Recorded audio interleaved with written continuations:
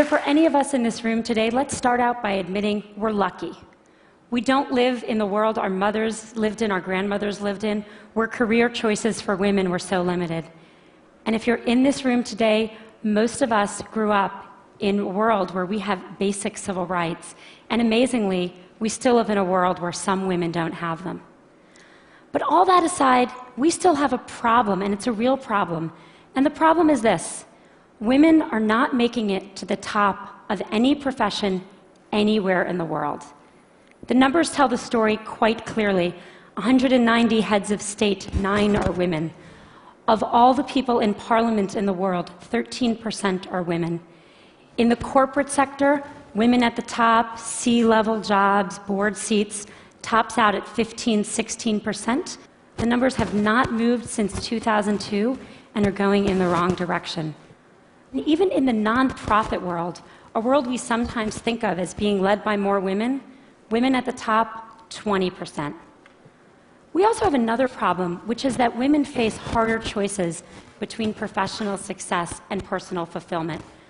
A recent study in the US showed that of senior managers, of married senior managers, 2/3 of the married men had children, and only 1/3 of the married women had children.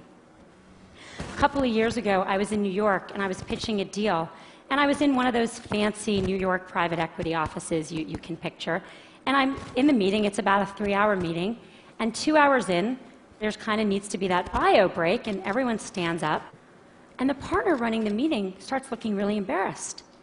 And I realize he doesn't know where the women's room is in his office.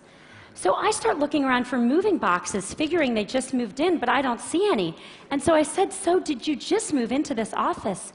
And he said, "No, we've been here about a year."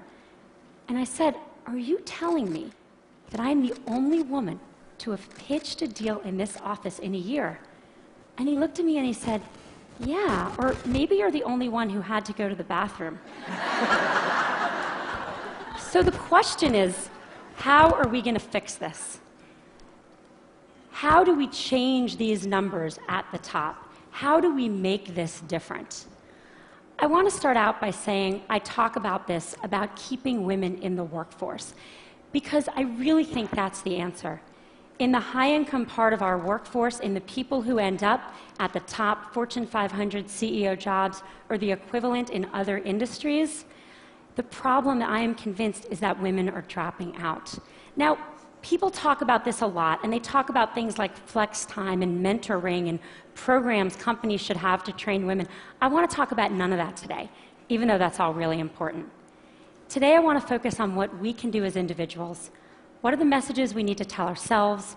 What are the messages we tell the women that work with and for us? What are the messages we tell our daughters? Now, at the outset, I want to be very clear that this speech comes with no judgments.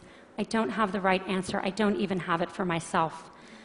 I left San Francisco, where I live, on Monday, and I was getting on the plane for this conference, and my daughter, who's 3, when I dropped her off at preschool, did that whole hugging the leg, crying, "Mom, you don't get on the plane" thing.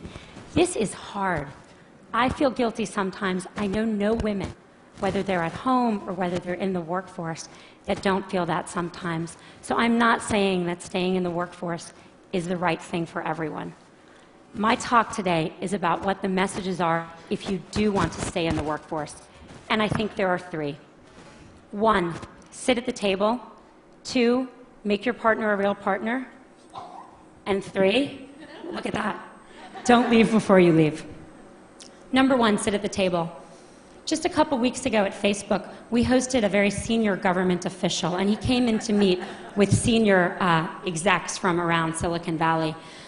And everyone kind of sat at the table, and then he had these 2 women who were traveling with him who were pretty senior in his department, and I kind of said to them, "Sit at the table, come on, sit at the table."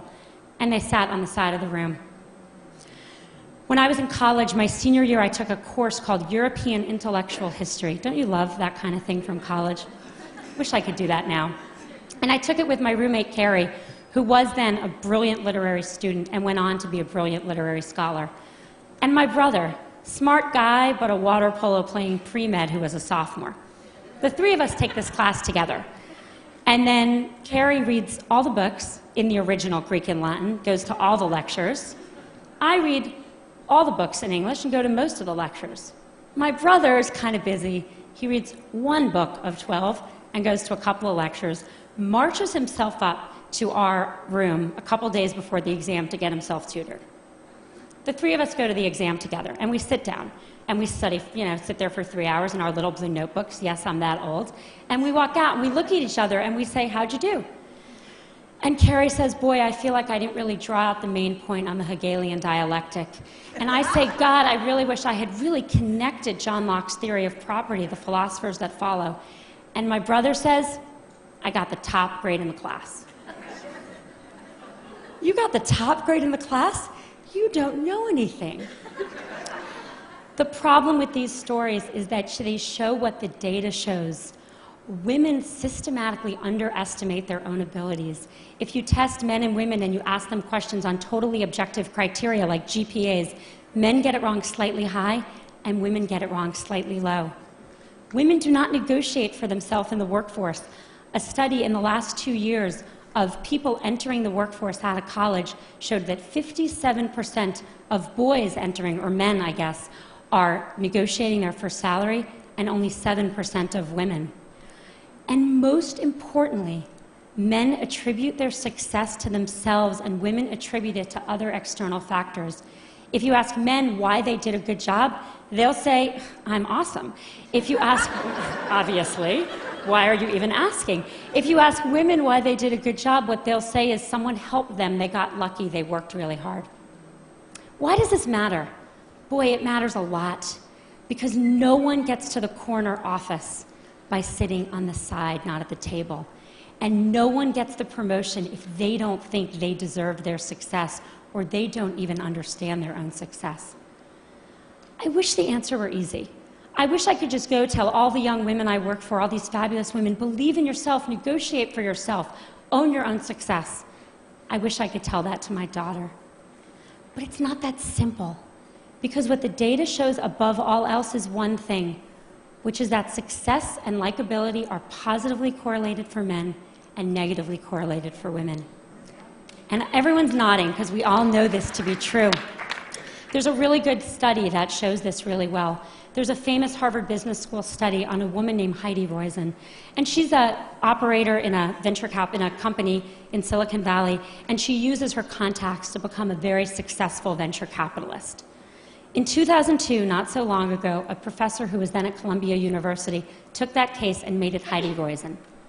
And he gave that case out, both of them, to 2 groups of students.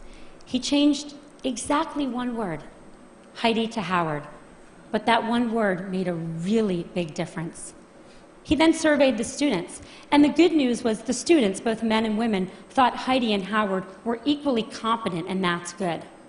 The bad news was that everyone liked Howard. He's a great guy. You want to work for him. You want to spend the day fishing with him. But Heidi, not so sure. She's a little out for herself. She's a little political. You're not sure you'd want to work for her. This is the complication. We have to tell our daughter and our colleagues, we have to tell ourselves to believe we got the A, to reach for the promotion, to sit at the table. And we have to do it in a world where for them there are sacrifices they will make for that, even though for their brothers there will not. The saddest thing about all of this is that it's really hard to remember this, and I'm about to tell a story which is truly embarrassing for me, but I think important. I gave this talk at Facebook not so long ago to about 100 employees. And a couple hours later, there was a young woman who works there, sitting kind of outside my little desk, and she wanted to talk to me. And I said, okay, and she sat down and we talked, and she said, I learned something today. I learned that I need to keep my hand up. I said, what do you mean? She said, well, you're giving this talk, and then you said you're going to take 2 more questions, and I had my hand up with lots of other people, and then you took 2 more questions, and I put my hand down, and I noticed all the women put their hand down, and then you took more questions. Only from the men. And I thought to myself, wow, if it's me, who cares about this obviously, giving this talk, during this talk, I can't even notice that the men's hands are still raised and the women's hands are still raised. How good are we as managers of our companies and our organizations at seeing that the men are reaching for opportunities more than women? We've got to get women to sit at the table. Message number 2, make your partner a real partner. I've become convinced that we've made more progress in the workforce than we have in the home. The data shows this very clearly. If a woman and a man work full-time and have a child, the woman does twice the amount of housework the man does, and the woman does 3 times the amount of childcare the man does. So she's got 3 jobs or 2 jobs, and he's got 1. Who do you think drops out when someone needs to be home more? The causes of this are really complicated, and I don't have time to go into them, and I don't think Sunday football watching and general laziness is the cause. I think the cause is more complicated. I think as a society we put more pressure on our boys to succeed than we do on our girls. I know men that stay home and work in the home to support wives with careers, and it's hard. When I go to the mommy and me stuff and I see the father there, I notice that the other mommies don't play with him. And that's a problem, because we have to make it as important a job, because it's the hardest job in the world, to work inside the home for people of both genders if we're going to even things out and let women stay in the workforce. Studies show that households with equal earning and equal responsibility also have half the divorce rate. And if that wasn't good enough motivation for everyone out there, they also have more, how shall I say this on this stage? They know each other more in the biblical sense as well. Message number 3, don't leave before you leave. I think there's a really deep irony to the fact that actions women are taking, and I see this all the time, with the objective of staying in the workforce actually lead to their eventually leaving. Here's what happens. We're all busy, everyone's busy, a woman's busy, and she starts thinking about having a child. And from the moment she starts thinking about having a child, she starts thinking about making room for that child. How am I going to fit this into everything else I'm doing?